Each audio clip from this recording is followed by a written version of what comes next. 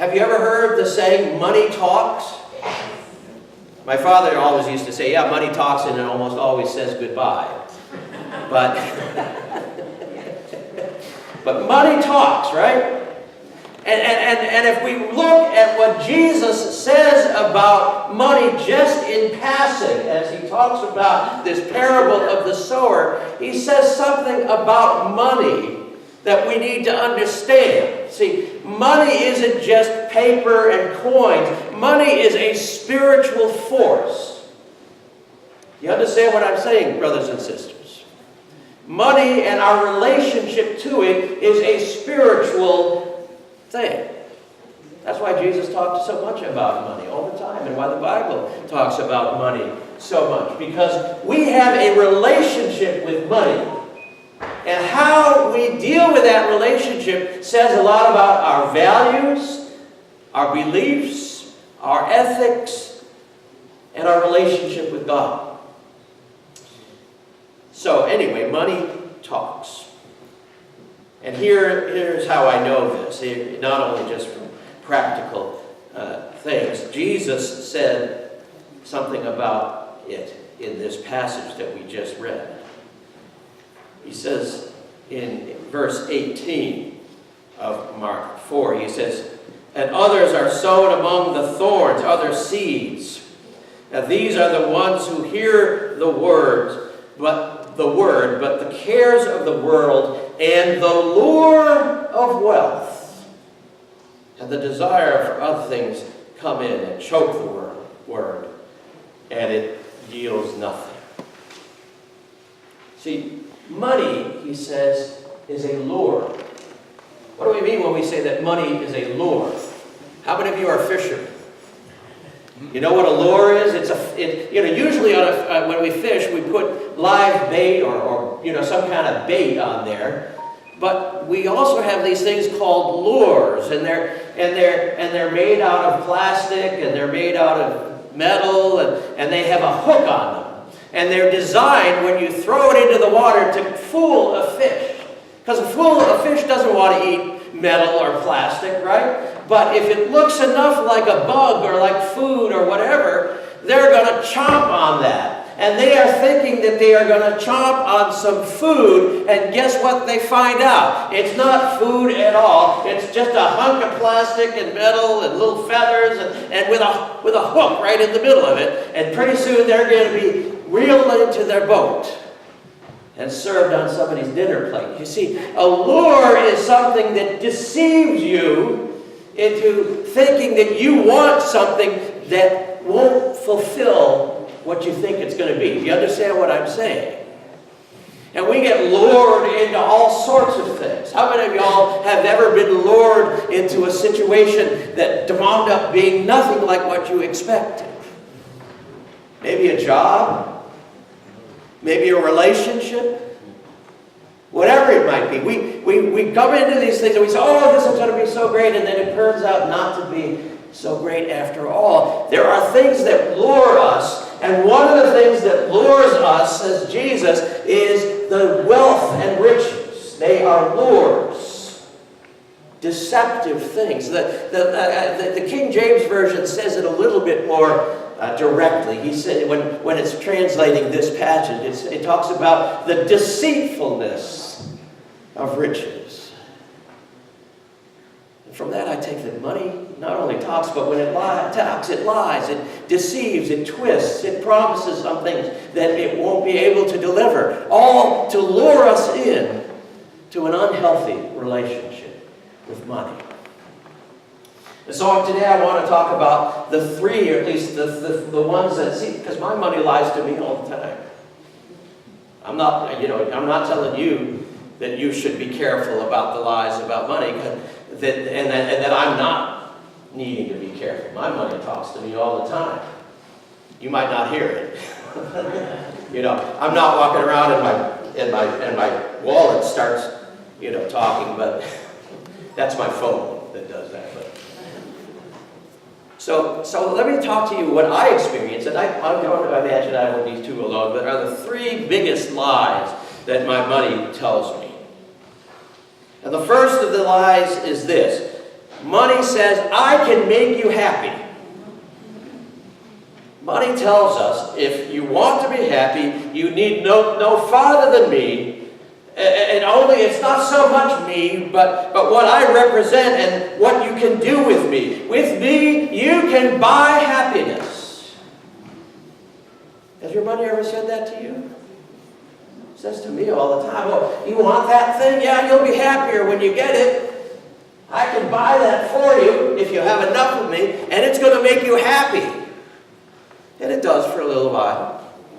Now, but in the long run, money begins after a while to have a diminishing capacity to make us happy. Now, I gotta go back a little bit on this one, because I understand that I am talking to folks here in this church who have been perhaps in situations, or maybe even are now in situations, where you don't have enough money to take care of your basic needs.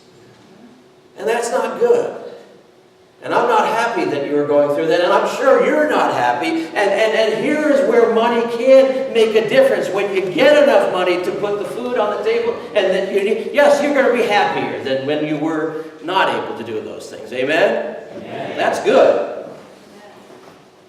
But once that is done, once you get to that place where you have enough money to put food on your table, put some clothes on your back, put a roof over your head, that's when money stops being able to make you very happy. We're talking about, at that point, a time of diminishing returns. I always tell my kids, once you got all your basic needs, money is a very poor source of happiness. How many of you know what I mean? Money is overrated. But it will try to tell you all the time that if you had more of me, you would be happier. If you had more of me, everything would be great in your life. If you just had more of me, everything would just come together, and it would all be peaches and cream. Some of you have heard of the multimillionaire, J.D. Rockefeller. That guy had millions and millions, and he'd be, in today's dollars, he'd be one of those billionaires. And somebody said to him, don't you have enough? He says, no, I need $100,000 more. Then I'll be all right. He's listening to that lie of the money that says, just a little bit more. You need just a little bit more, and then everything will be all right. So that's the first lie money tells. Money says, I would make you happy. And then here's lie number 2. Here's lie number 2. It says, I am worth giving your life to. That's the second lie that money tells us. This lie is related to the first lie. If money can buy you happiness, pursuing money, getting more of it, earning and accumulating more, is worth making whatever sacrifices we need to make. We can ignore our children, we can ignore our families, we can ignore our yard or whatever, because it's all about putting our time in to get more and more money, right? Because money buys you happiness, so more money is a good thing. How many people shorten their lives pursuing money? How many people miss the important things in their family's life because they are pursuing money? I remember some years ago, a Chicago radio station ran a promotion in which they posed this question to their listeners. What's the most outrageous thing you would do for $10,000? And they got about 6,000 responses from a whole lot of crazy people. But when it was over, the winner was a fellow named Larry Gwaltney from Indiana. And he claimed, he said to them, what I want to do for $10,000 is I'm going to eat an entire birch tree. A birch tree is the ones with the white bark. I'm going to eat an entire birch tree, leaves, roots, bark, and all. And they said, okay, well, you got to do that therefore we'll give you the $10,000. And so for the event, he donned a tuxedo, and he dined at a table set elegantly with china and sterling silver and candles and a vase with a rose in it. And then he had some pruning shears, and that helped him to go from the top of the tree down, and he just began to eat the whole thing, branch by branch, all the way down to the roots. His only condiment that he added was some ranch dressing for the massive birch leaf salad. And the whole thing took him 18 hours over a period of 3 days. And get this, when it was over, he complained of an upset stomach. That's what he was willing to do for $10,000. Now, you and I might not go to quite those lengths, but many of us go almost as far in chasing after money and suffer not just upset stomachs, but ulcers, heart attacks, high blood pressure, bad backs, the breaking down of our bodies chasing the almighty dollar. Now, how many of us devote the best part of our life to making more?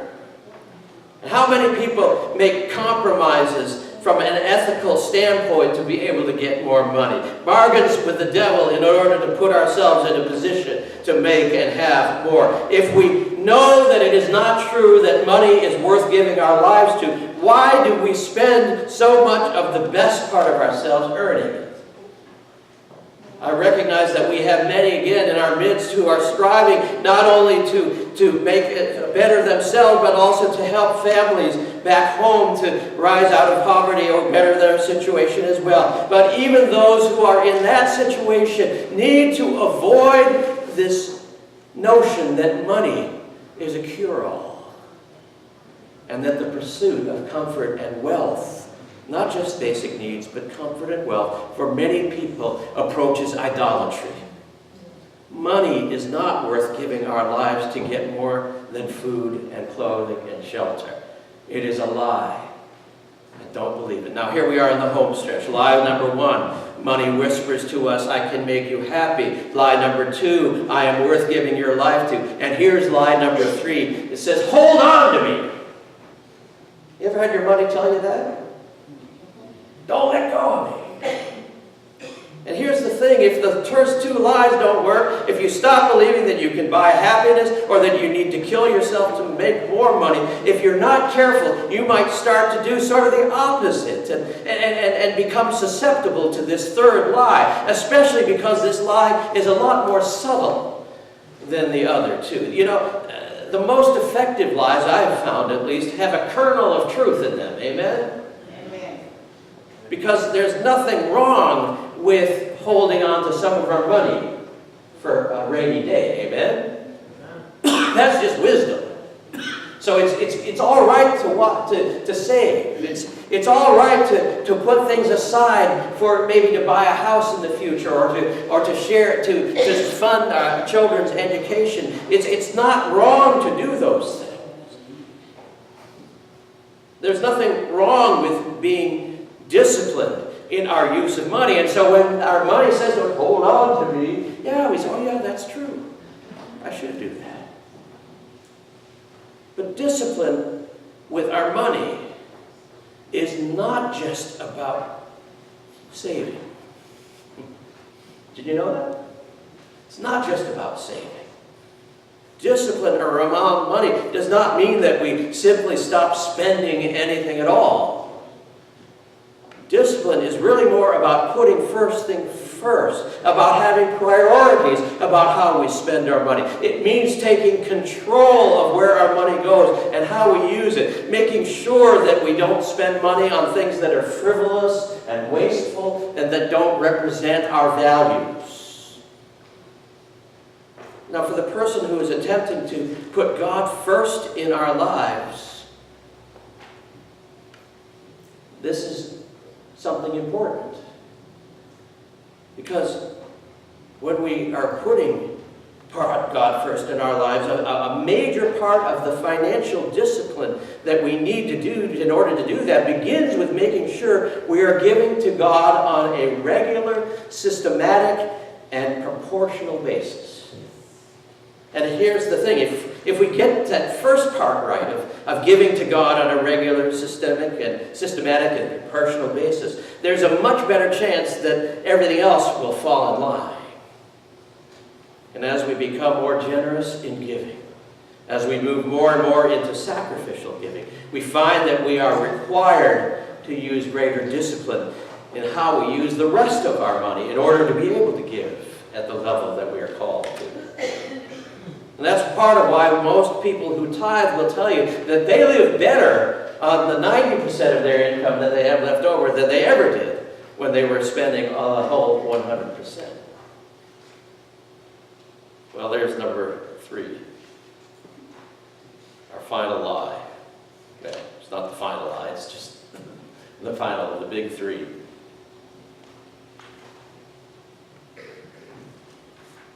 And that lie is, oh, I already got to that. Gosh, I'm really having a hard time today. Pray for me, folks. I don't know where my brain is. Too much turkey, I guess. So let me just close. Let's not forget that the real reason why this third lie is so deceptive and that too much holding on to our money is a short path to misery. Some of you will remember that I shared a couple of weeks ago that the word miserable comes from the root word miser. You remember that? Being a miser will make you miserable. The tighter I hold on to my money and my possessions, the more miserable I am. And on the other hand, I know I have experienced this not only in my life, but as I've observed other people. We need to understand that those who are generous in their lifestyle, they're the ones who are the happiest. They have the most fun. Because they live a life that is characterized by generosity, not just with their financial resources, but with everything else. You see, we need to understand when it comes to money that there is a huge difference between spending and giving. Because being generous, we sometimes get the idea that it's just wasting our money. But being generous is never a waste. We can talk about disciplined giving, and that is important, but the real truth is this, that if you and I want to discover the joy of the Christian life in a deeper way than we ever have, we must learn how to give in the same way that God gives to us. God is a giver, and He has placed within each of us a need to give. And something unfolds and opens up within us as we practice that, Lord. Jesus knew what He was talking about, didn't He, when He said there is more happiness in giving than receiving. And so when your money says to you, hold on to me, you're giving enough, it's lying to you and limiting your happiness in life. Don't believe it. I'll close with a reflection that I came across some years ago about a woman who traveled to the Central American nation of El Salvador with a group from her church. El Salvador is a very poor country, and most of the people who live there are living very much hand to mouth. But everywhere the woman and her group went in that impoverished country, the people, and especially the poor people, were overwhelmingly generous with their food and hospitality. She was shocked to see how freely people gave when they had so little to give. And then she says, in contrast, I clutched at my passport and I worried about my purse and wound up that the having of money brought separation for me rather than belonging. But when the woman and her group mentioned the generosity of the poor peasants in rural El Salvador, one of their hosts, Ruben Zamora, nodded and said, and listen to this, he said, being rich is having something to give. Being rich is having something to give. Many of us are still rich. Many of us are still rich. But having money carries with it the responsibility of resisting the lies that money tells, not to fall prey to what Jesus tells us are the deceitfulness of riches. Give into the joy of generosity. And maybe, just maybe, someday our money will stop talking so loudly. Maybe, just maybe, our money will get to the point where it says, well, what's the point of even trying? I can't seem to get to this person, through to this person at all. I'm going to move on. But until then, let's keep the conversation going. And let have God